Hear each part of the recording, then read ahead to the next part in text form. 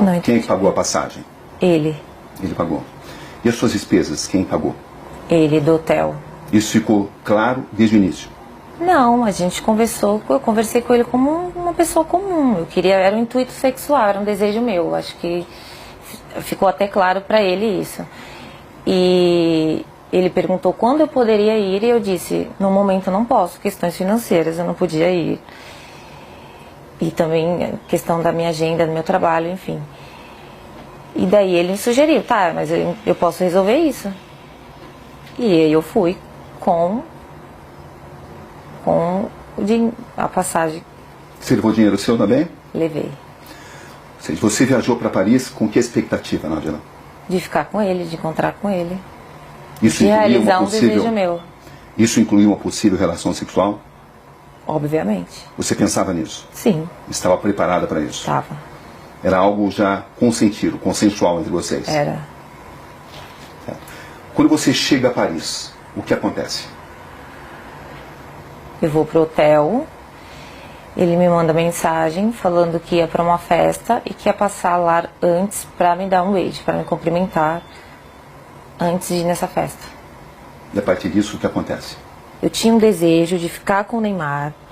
E quando eu chego lá, tava tudo bem, tava tudo legal as mensagens. Uhul, eu ia conseguir, entendeu? Só que quando eu cheguei lá, ele estava agressivo,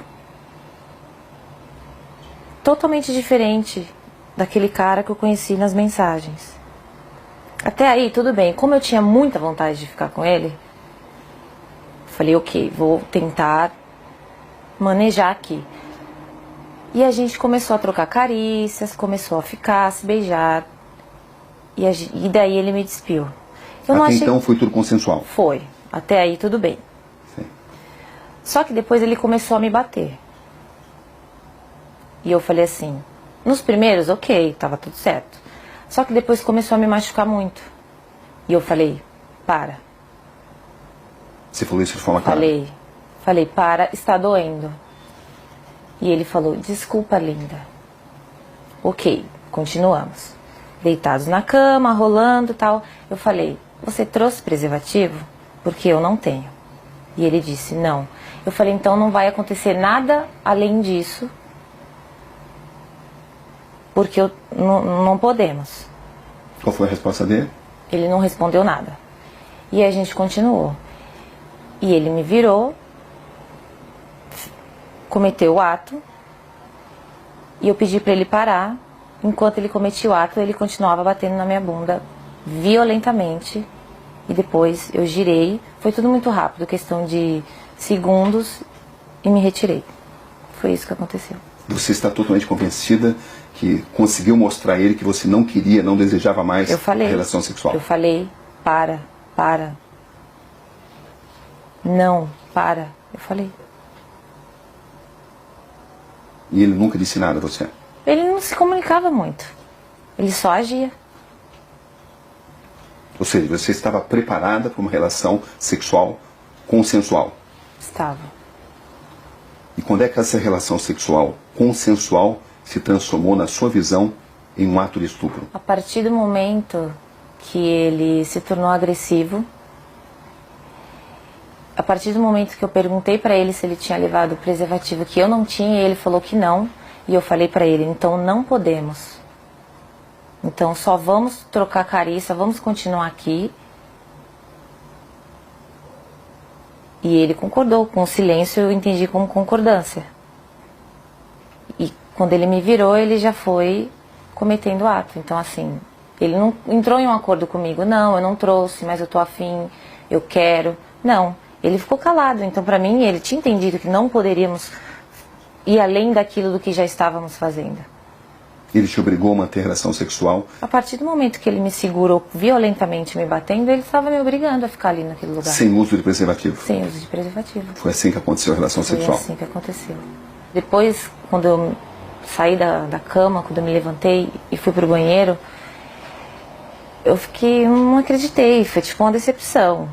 E eu fiquei estarrecida, então assim, eu não consegui falar nada pra ele. Não consegui xingar, não consegui chorar, não consegui falar nada. Eu só fiquei em estado de choque, assim. E Depois ele levantou, foi pro banheiro e quando ele entrou por uma porta, eu saí por outra. Você manteve várias mensagens com o Neymar mesmo depois desse acontecimento, dia 15. Mantive. Por que você continuou conversando com alguém que a estuprou? Porque primeiro que eu tive que assimilar tudo. Todo o acontecimento. E quando ele saiu do quarto e eu comecei a entender tudo o que tinha acontecido comigo e como ele foi estúpido, como ele foi ruim, como ele me violou e me violentou, eu quis fazer justiça. Porque eu não acho que só porque eu estava afim de ficar com ele, ele tinha o direito de fazer aquilo comigo. Então, no primeiro momento, eu não consegui reagir devido aos traumas. E depois eu sabia que se eu não falasse com ele normalmente, fingindo que eu não tinha entendido o que aconteceu, ele não iria mais falar comigo. Eu não teria como provar o que ele fez comigo. O pai do Neymar relata que sofreu uma tentativa de extorsão. Da minha parte, não. Você ficou sabendo disso? Fiquei. Que os seus primeiros advogados tentaram extorquí-lo. Você ficou sabendo disso? Fiquei. E eu comecei a desconfiar disso no momento que ele não deixava dar queixa. Você foi à polícia contra a vontade dos seus advogados? Foi. Inclusive, porque eu tomei essa decisão, ele decidiu abandonar o caso. Você tinha conhecimento de que tinha sido pedido uma indenização ao Neymar e ao pai dele? Não. Ele falou que ia fazer uma reunião com os advogados dele, que era para falar, levar até eles o que estava acontecendo. Entendeu? Você tinha expectativa de receber uma compensação financeira? Não. Eu quero justiça. Ele me fez muito mal e eu estou muito traumatizada até hoje por isso.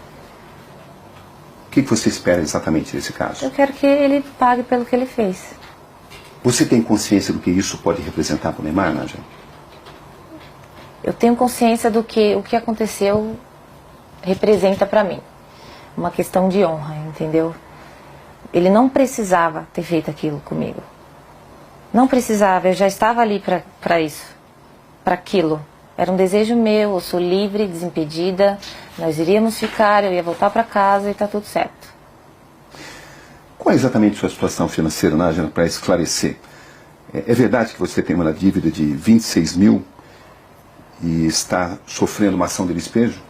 A ação de despejo eu não estava sofrendo até o meu nome vir a público.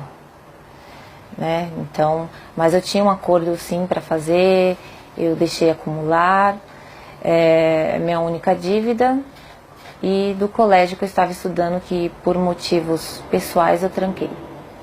É verdade que você deve 4 mil reais ao colégio onde você estudava, à faculdade? Uhum, é verdade.